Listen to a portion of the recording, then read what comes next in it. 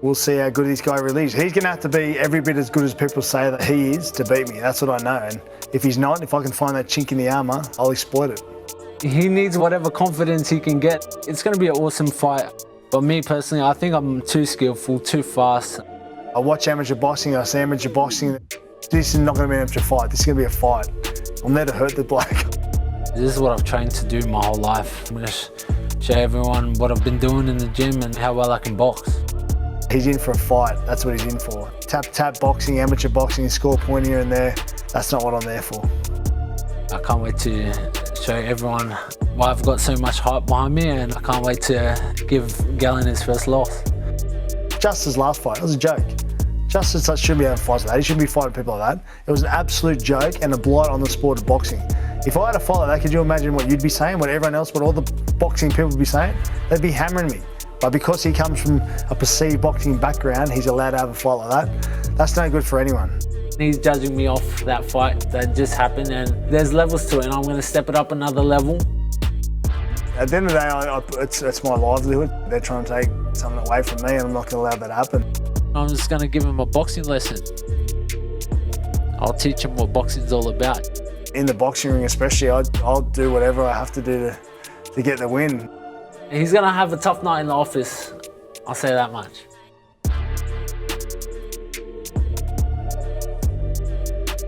I've tested myself against everyone I fought, particularly the last two fights in particular, when no one thought I could win. And what better way to test against probably the biggest prospect in Australian boxing at the moment. People think can legitimately win a gold medal at the Olympics. What better way to test myself?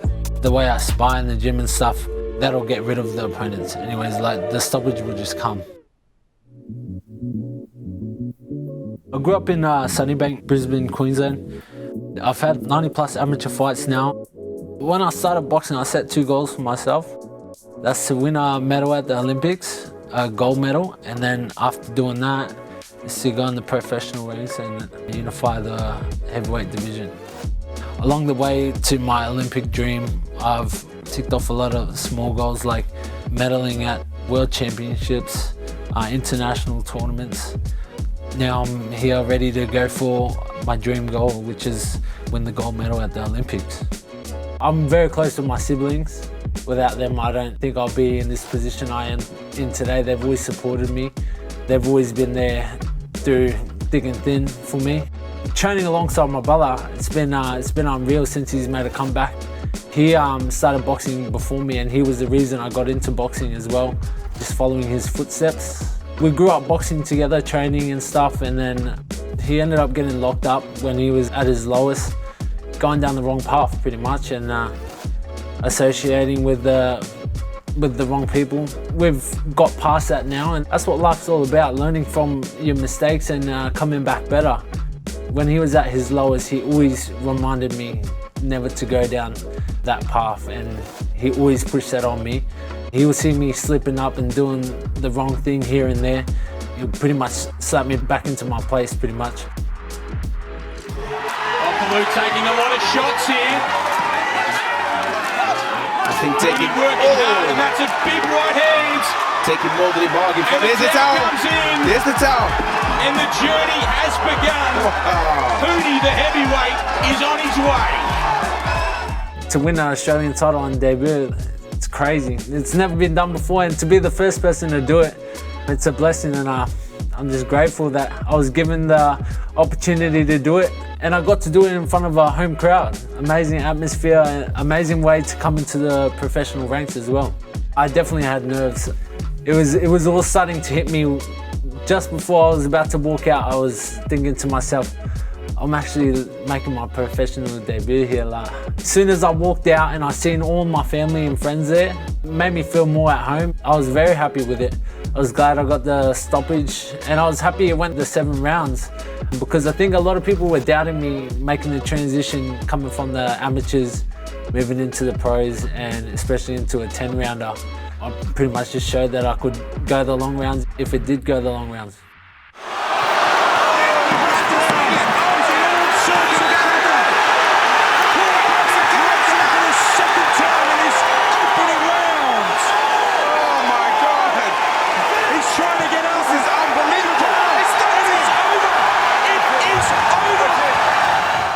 I was a Lucas Brown fan, and I used to go and watch a fair few of his fights, and everyone was sort of saying, yeah, look, Mark Hunt's one thing, but at the end of the day, he's an MMA fighter.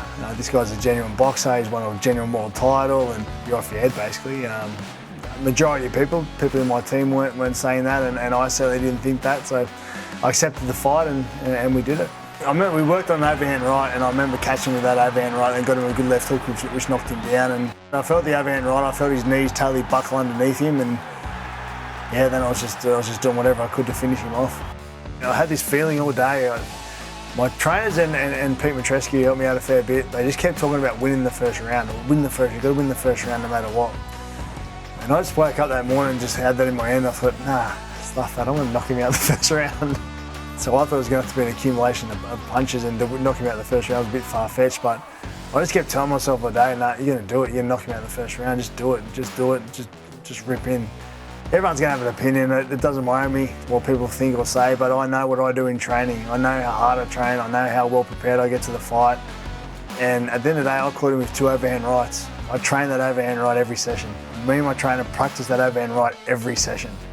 When you practice something and you execute it out there in the field or in the boxing ring, whatever it might be, you can be happy and you can be proud of that. And I executed what I trained to do. Knocked out a former world champion. I was just watching it at home, just sitting in the lounge room with my family and stuff. And obviously we were watching for Lucas Brown, as we had signed to fight him in July. What a shock that was. For some reason I had a feeling that Gallen would get the upset, but I didn't think he would do it in that style. I thought he could do it on points. Good on Gallen for getting the job done in the first round. He definitely shocked a lot of people. Lucas Brown still has a bit left in him. I just think he may have taken Paul Gallen a bit lightly. It's just Paul Gallen, he's just got a lot of heart and he trains very hard. That's why he gets the result he wants. When the fight got stopped, I turned to my dad and I said, I don't want to get in and fight Lucas Brown. I'd much rather fight Paul Gallen. People want to see Paul Gallen lose. Yeah, I can't believe how many people want to see Paul Gallen get knocked out. It's crazy. All the messages I've been getting and everything is just like, man, can you knock Paul Gallen out? I hate him. I'm asking myself, why do you hate him? Like, what has he done to you? I saw the total disrespect at the camp, and Dean Lonergan showed Christian Zoy yesterday not even having his poster or his photo or his name near the weigh, and I thought that was disgraceful. And part of me wanted to see Christian catch him tonight. But the other part of me, wants to fight, wants to push myself and challenge myself, so wants to fight. So I was a little bit nervous tonight. I had a foot in both camps, but it came through. It was pretty clear after sort of 5 or 6 rounds that Justis had the game to beat him tonight and stay on the outside and pick him off the way he did, and he did that very well. Used his jab really well. As I said, Christian was probably a little bit of a still target too often, but I'm happy that the fight's now locked in and we can just prepare as well as we can for the next couple of weeks and get in on the 16th and get the job done. I felt like I had to get back in the ring and I needed a warm-up fight before I took Gallen on. And yeah, this was the perfect fight. I know he thinks it's disrespectful taking a fight this close to our big showdown, but the positive thing he can take out of it is that I came out of it injury-free, no harm, and I'm ready to go for the big showdown, June 16th. No disrespect Christian Zoy and Gal, but like 3 weeks for me is plenty of time. I've been training very, very hard and staying fit so I can try and keep all the risk of injury and stuff away. I got dropped clean in sparring, and then I had a bit of an incident before that outside of the ring, outside of boxing. You just gotta stay focused and on the right track. Once again, my brother came through and helped me through that period of time, which was the start of this year. Saturday night, and I was mucking around with mates, and then things went from bad to worse. Ended up hitting my head on the concrete really bad, but I didn't pay attention to it. I kind of just slept it off. Went back to training on the Monday like nothing happened. A couple of weeks after that, I went back and I had my first spar back after the Asim fight. I got dropped clean. We all make mistakes. I kind of just got complacent with myself. Thought I was better than what I was, and I found out real quick what could happen. And it's fine, because that's where you work on stuff. That's where you practice what you've been learning in the gym, what you do on the pads and the bag, that's where you get to practice it. So I don't take anything away from anyone that gets dropped in sparring, because it's sparring. At the end of the day, you're not getting awarded a win or anything if you get dropped in sparring. So that's the way I look at it anyways. I did say from day one that this was not going to be a merciful 1 or 2 round knockout to Justis to knock Paul out. What it's going to be is a very slow beatdown over 4, 5 and 6 rounds. And I've got to tell you, if you're Paul Gallen, you'd rather get knocked out in round 1 or 2 than have to take the punishment that Christian Zoy took tonight, because that's what's coming.